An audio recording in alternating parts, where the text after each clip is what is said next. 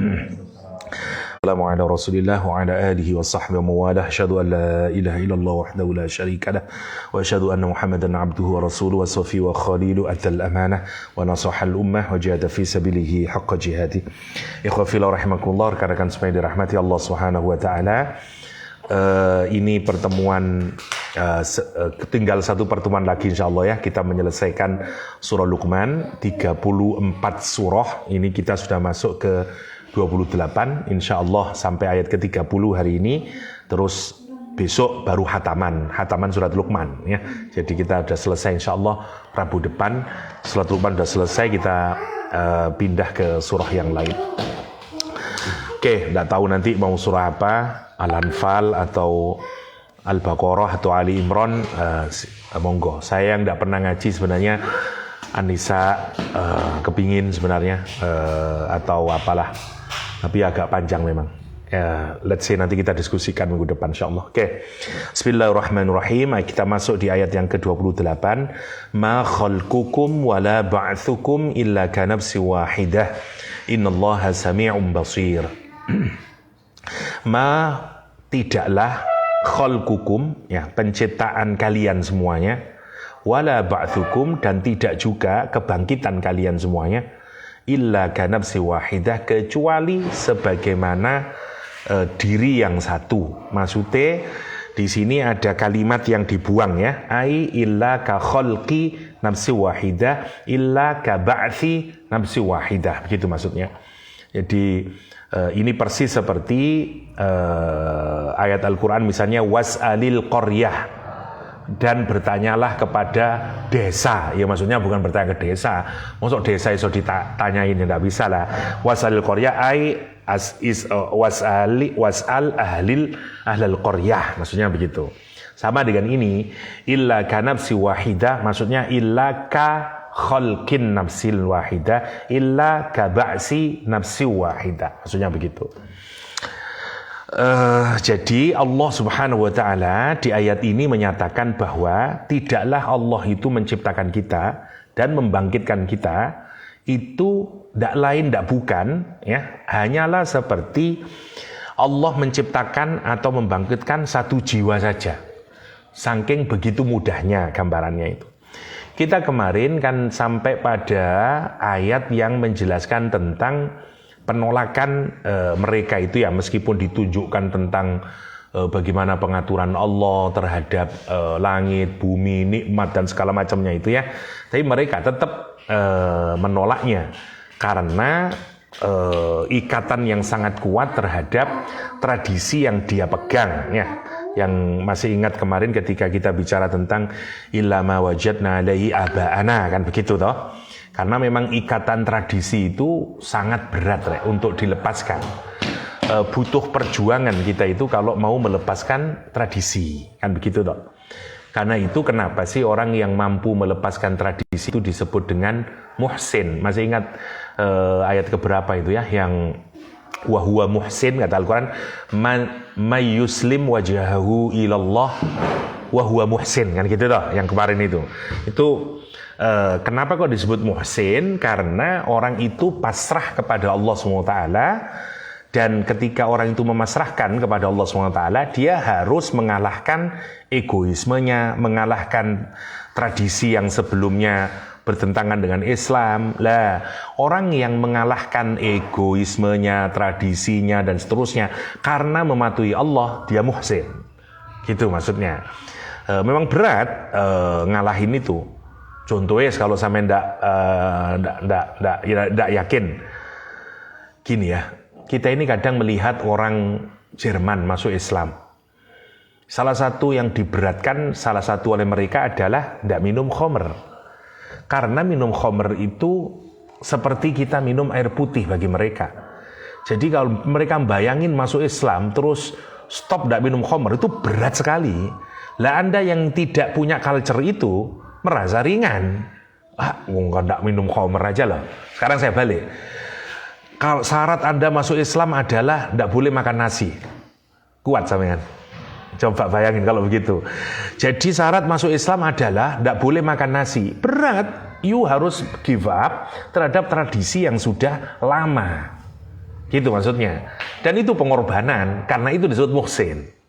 Nah, misalnya orang Barat atau orang Jerman lah katakanlah, yang biasa minum minuman keras seperti harian itu mereka, terus masuk Islam dan mereka give up, tidak minum lagi, itu perjuangan ya. Karena itu wahuwa muhsinun, gitu maksudnya. Kenapa? Karena yuslim wajahahu ilallah. Ya, dan seterusnya. Kan dia menyatakan kami ini berpegang kepada tradisi, ya, ma wajadna alaihi aba'ana, kan begitu. Karena itu memang susah untuk melepaskan tradisi tersebut, ya. Namanya saja kan disebut tradisi itu karena dia terjadi secara terus menerus, kan begitu toh. Seperti hadis Rasulullah SAW, man sanna fil islami sunnatan hasanah. Sunnah itu tradisi dalam bahasa Inggris, ya.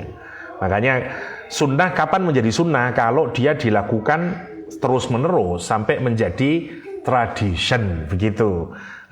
Makanya disebut dengan tradisi, ya.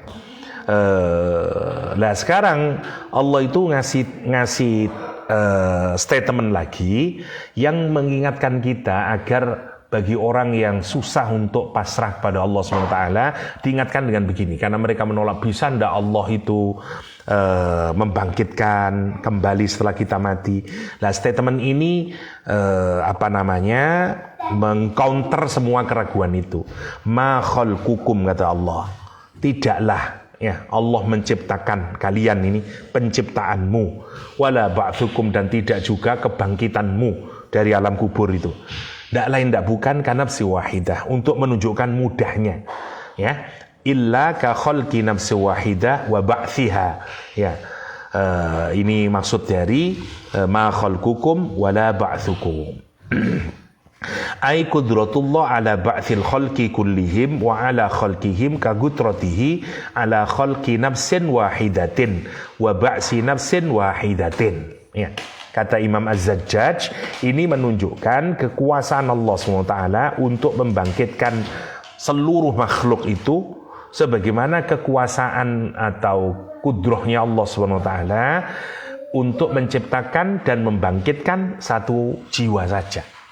Saking mudahnya. Sebenarnya logikanya begini, kalau kita bisa membikin satu, ya, dan bisa membikinnya, itu kan logikanya mestinya kalau membuat repetisi jauh lebih mudah lah, gitu toh. Anda kalau bisa bikin nasi goreng, suruh bikin nasi goreng lagi ya mesti bisa lah. Ya, yang susah itu kan melakukan inisiator, kan gitu toh. Originator itu yang susah. Tapi once you can make it, kalau sudah kita bisa bikin, maka mereproduce itu jauh lebih mudah. Kan begitu toh. Logikanya sebenarnya begitu. Ya, makanya Allah itu menyatakan, kamu kok meragukan kebangkitan itu loh. Wong kebangkitan itu Allah bisa menciptakan kok, dari yang tidak ada menjadi ada, terus menjadi tiada lagi sekarang karena mati. Maka membangkitkan lagi menjadi makhluk itu jauh lebih mudah. Logically speaking itu begitu. Karena mestinya otak kita itu begitu, ya. Nah, sekarang kita lanjutkan kaitan dengan ayat ini, indahnya ayat ini. Innallaha sami'un basir, sesungguhnya Allah SWT maha mendengar lagi maha melihat. Pertanyaannya, kenapa kok dikasih sami'un basir? Kenapa kok tidak innallaha ala kulli syai'in qadir? Coba kita ini kalau mikir-mikir ya, kenapa Quran itu kok antiknya? Misalnya ma khalqukum wala ba'tsukum illa ka nafsi wahidah. Mestinya kan dugaan saya itu innallaha ala kulli syai'in qadir. Matching loh. Gitu. Tidaklah penciptaanmu, kebangkitanmu dari kubur itu bagi Allah hanyalah seperti penciptaan dan kebangkitan satu jiwa saja. Karena sesungguhnya Allah maha kuasa atas segala sesuatu. Matching loh. Atau apalah, innallaha azizun hakim. Tapi kenapa kok sami'un basir?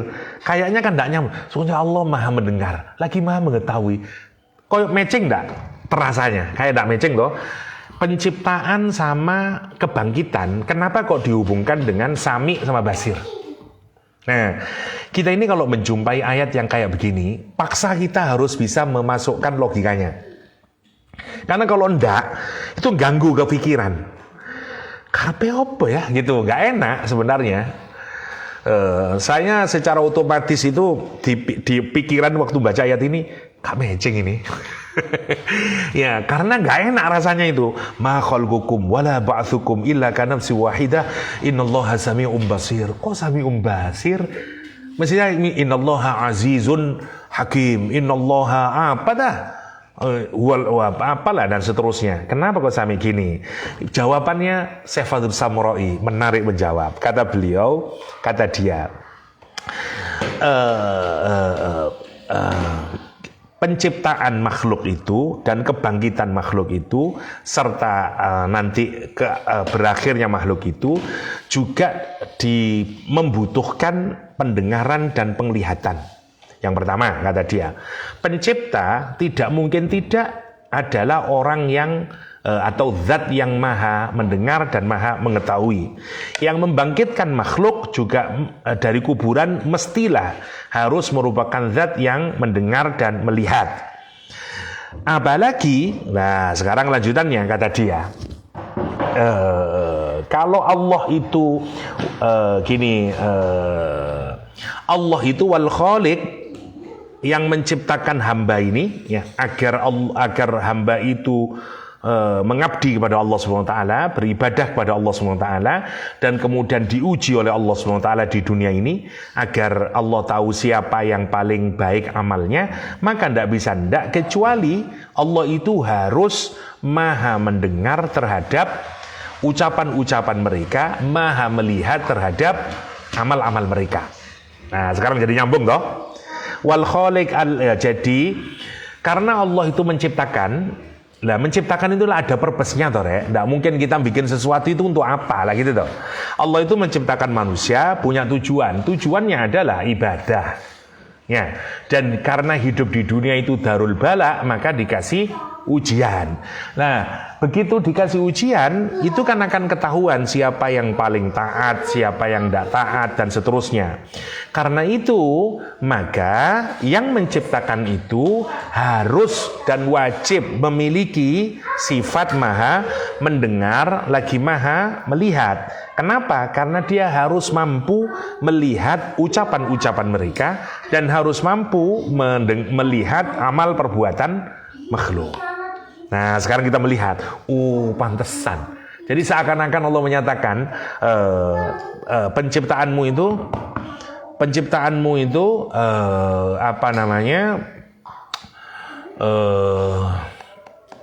penciptaan manusia itu karena ditujukan untuk ibadah, dan ibadah itu nanti perlu orang mengabdi kepada Allah, doa dan seterusnya, maka butuh Allah sami'un liaqwalihim. Itu poin nomor 1.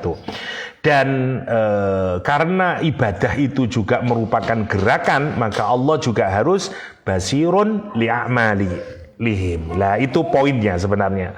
Itu make sense-nya. Makanya menjadi menarik melihat kaitan antara sami'un sama basirun dengan khalqukum wala ba'tsukum. Ma khalqukum wala ba'tsukum.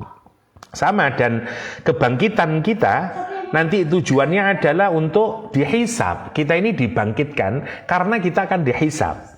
Dan dihisab itu dari sisi apa? Ala aqwalihim wa af'alihim la budda yakuna sami'an lima qaluhu fid dunya wa lima yahtajuna bihi fil akhirah. Harus ya, basiran bihim bi amalihim ya. Jadi karena kita dibangkitkan tujuannya adalah dihisab, maka Allah harus sami' terhadap ucapan-ucapan mereka.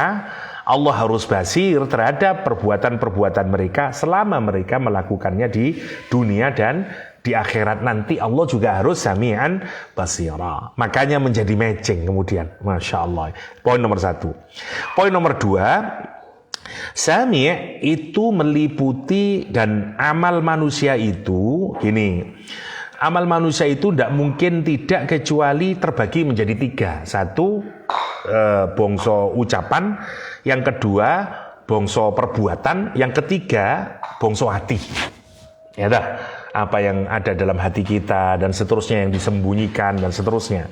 Lah, sifat Sami' dan basir itu merangkum dua-duanya, ketiganya. Sami' itu kepada apa saja yang dia ucapkan, basir itu terhadap apa saja yang mereka perbuat, dan basir itu juga menyangkut apa saja yang mereka sembunyikan.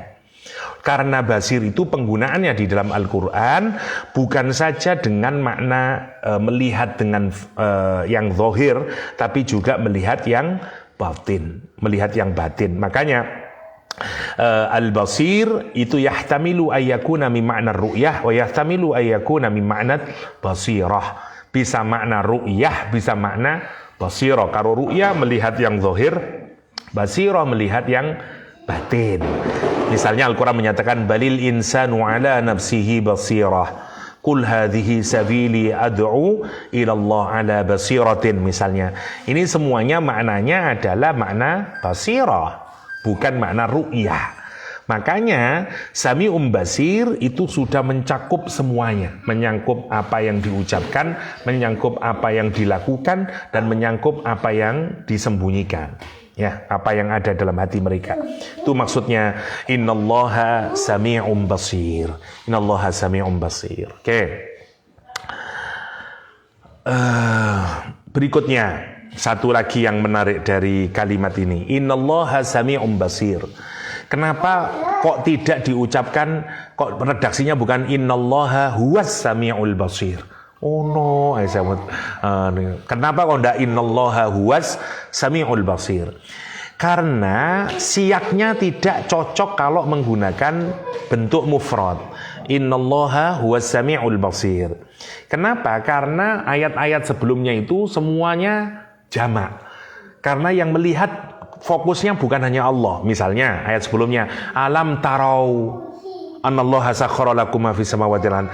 Alam taro, misalnya alam taro anallahu yulijul laila fin nahar. Alam taro annal fulka tajri fil bari. La walla mustakbiran ka'lam yasmaha kana fi udhunaihi waqra, dan seterusnya. Semuanya ini menunjukkan bahwa tidak hanya Allah yang mendengar. Karena itu lebih tepatnya tidak menggunakan redaksi yang bentuknya mufrad atau bentuknya ma'rifat seperti as-sami' atau al-basir, ya, tetapi menggunakan bentuk sami'un basirun. Itu kalau dari sisi teknis kebahasaannya sebagai tambahan saja. Oke, jadi yang terakhir, yang ketiga, kenapa sami' dahulu kok bukan basir dahulu? Ya, ini seperti sering sekali dalam Al-Quran, ya. Karena sami' itu memang lebih dahulu mendapatkan lebih banyak dan lebih dahulu mendapatkan informasi dibanding basir. Sama seperti anak bayi itu yang pertama mendapatkan informasi sami', bukan basir.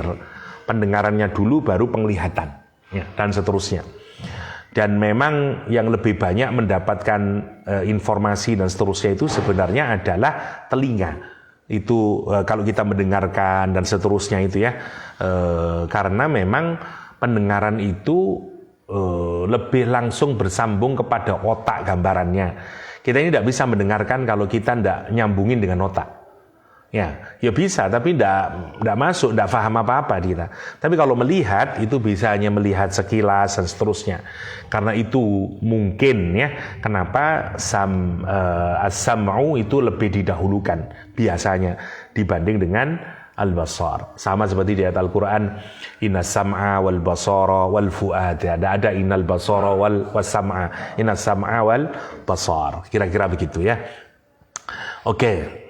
Kalau kita perhatikan, ayat ini sebenarnya berbicara apa, Rek? Ini berbicara tentang mestinya apa saja yang kita lihat di dunia ini, ya, penciptaan kita, kematian orang, ya, apa sajalah yang di dunia itu mestinya mengantarkan kita untuk memakrifai Allah Subhanahu wa Ta'ala. Tetapi yang menarik, ada banyak orang itu yang gak bisa. Lah, Ibnu Athaillah itu punya pendapat, punya hikmah yang menarik dalam hikam. Kata Ibnu Athaillah, manusia itu sebenarnya terbagi menjadi dua. Satu namanya murid, yang kedua namanya murad. Ya, murid itu biasanya nama lainnya adalah salik, ya. Sementara murad nama lainnya biasanya disebut dengan majdzub. Ya, kalau yang murid itu mahjub, kalau yang murad itu majdzub. Ya, oke. Saya jelasin. Bedanya di mana? Bedanya itu kalau murad itu artinya yang dikehendaki oleh Allah SWT. Ciri dari orang ini adalah orang ini menjadikan Allah sebagai dalil dari adanya alam semesta. Oke. Kalau murid itu orang yang menghendaki Allah. Cirinya orang ini menggunakan alam semesta ini sebagai dalil adanya Allah. Nah, dua hal yang berbeda, ya toh? Sekarang saya gini contohin untuk mudah di pikiran. Kalau saya bikin nasi goreng, ya, sudah ada nasi gorengnya nih. Sebenarnya mana yang lebih nyata itu? Saya apa nasi gorengnya? Yang lebih nyata? Saya apa nasi goreng? Saya lah, saya yang lebih nyata karena nasi goreng itu tidak akan pernah ada sebagai kecuali ada saya, kan begitu toh. Maka yang benar itu mestinya adanya saya menjadi dalil adanya nasi goreng, atau adanya nasi goreng menjadi dalil adanya saya. Mana yang sebenarnya benar itu? Adanya saya menjadi dalil adanya nasi goreng, kan gitu toh. Bukan adanya nasi goreng menjadi dalil adanya saya. Nah, manusia itu terbagi menjadi dua. Satu jenis manusia yang disebut dengan muradun, atau orang-orang yang disebut dengan majdzubun, orang-orang yang ditarik atau orang-orang yang dikehendaki oleh Allah. Dia melihat alam semesta itu bukan sebagai tandanya Allah, tapi dia melihat Allah itu menjadi tanda adanya semuanya ini. Jadi seperti saya menjadi tandanya adanya nasi goreng. Jangan dibalik gitu. Yang kedua adalah muridun. Muridun itu orang yang melihat adanya nasi goreng ini loh. Oh, kenapa ya ada nasi goreng ya? Oh begini, rasanya pedas. Nah ini koyoknya Pak Yahya ya. Soalnya senengannya pedas, soalnya ini. Nah, ketemu terus. Nah, namanya murid. Atau salik, salikun, atau muridun. Nah, pertanyaannya katanya Ibnu Athaillah itu menarik. Kata Ibnu Athaillah, saya kutipkannya kalimat dia. Famata ghaba hatta yustadalla alaih, wa mata ba'uda hatta takuna al-athar hiya allati tusalu ilaih. Kata dia, Masya Allah. Kata dia, memangnya sejak kapan Allah itu ghaib sehingga kok perlu butuh istidlal itu? Misalnya, saya kan tidak pernah gaib. Yang gaib itu siapa? Nasi goreng. Mulai biyen aku sono, gitu loh gampangannya. Nasi goreng itulah yang saya wujudkan, ya dah. Sayanya sudah ada. Ya kok iso kok niku lho gak ngelok aku dhisik ngelok nasi goreng, ngono gampangannya. Maka yang kedua kata dia, wa mata ba'uda hatta takunal athar hiya allati tusilu ilaihi, kata dia. Sejak kapan Allah itu jauh sehingga kamu harus mencari bekas-bekasnya itu, atharnya, ayat Allah, untuk agar bisa kamu sampai kepada Allah. Nah, untuk apa ini maksudnya? Gini ya. Memang ada makhluk manusia-manusia yang oleh Allah sejak lahir atau bukan tidak lahir tapi sudah ditarik oleh Allah sendiri. Dia tidak mencari tanda Allah, dia tidak mencari ma'rifatullah. Karena Allah yang menariknya sendiri. Saya gambarin kalau katanya salah seorang mutasawwifin itu seperti kisahnya Nabi Yusuf dan Binyamin serta 10 saudaranya. Ma'rifah itu semacam itu. Ma'rifah jenis pertama adalah ma'rifah yang memang dikehendaki oleh Allah. Seperti Binyamin. Binyamin itu tidak tahu itu Yusuf karena sudah lama tidak bertemu ini. Tapi apa yang dilakukan Nabi Yusuf? Diambil Binyamin, dimasukkan kamar, terus dikasih tahu, aku Yusuf. Lah langsung Binyamin ma'rifat, guys. Dia tidak perlu tanda-tanda. 10 saudaranya itu murid. Dia ngelok, kok rodok mirip dulurku ya. Jadinya biar tekan Palestina. Tapi pikir-pikir tapi mosok ya. Dia mencari tandanya itu. Namanya murid. Nah, siapa puncak dari murad, puncak dari orang yang majdzub? Nabi dan Rasul. Nabi dan Rasul itu tidak perlu belajar kayak kita, nyari data terus ketemu Allah, ya Allah, ma'rifatullah, enggak. Dia memang sudah ditarik sama Allah. Nah, kita ini harus meyakini di dunia ini ada orang-orang yang memang oleh Allah dikehendaki atau ditarik oleh Allah. Dalam istilah tasawuf disebut dengan jadab atau majdzub. Ya. Tapi maknanya orang Indonesia majdzub itu rada keliru. Jadzab itu dianggap koyok kudu rada edan. Ya. Padahal enggak. Jadzab itu adalah orang yang ditarik oleh Allah sehingga dia sudah ma'rifah pada Allah. Puncak orang yang jadzab siapa? Rasulullah sallallahu alaihi wasallam.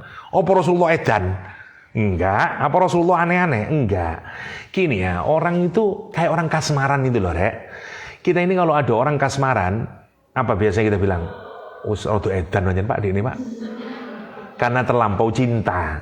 Sehingga kelihatannya seperti orang memang rada edan. Ya. Lu kok cepet ya? Wah, baru satu ayat. Oke, jadi maunya itu begitu. Yang pertama itu. Jadi, tapi ada ndak orang yang sampai gila? Iya, karena dia kasmaran, dia ndak kuat ruhaninya.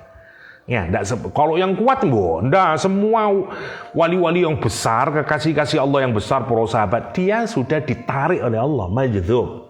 Ya. Nah, ini jumlahnya tentu saja ndak banyak. Ini kita ndak usah protes, itu kehendaknya Allah.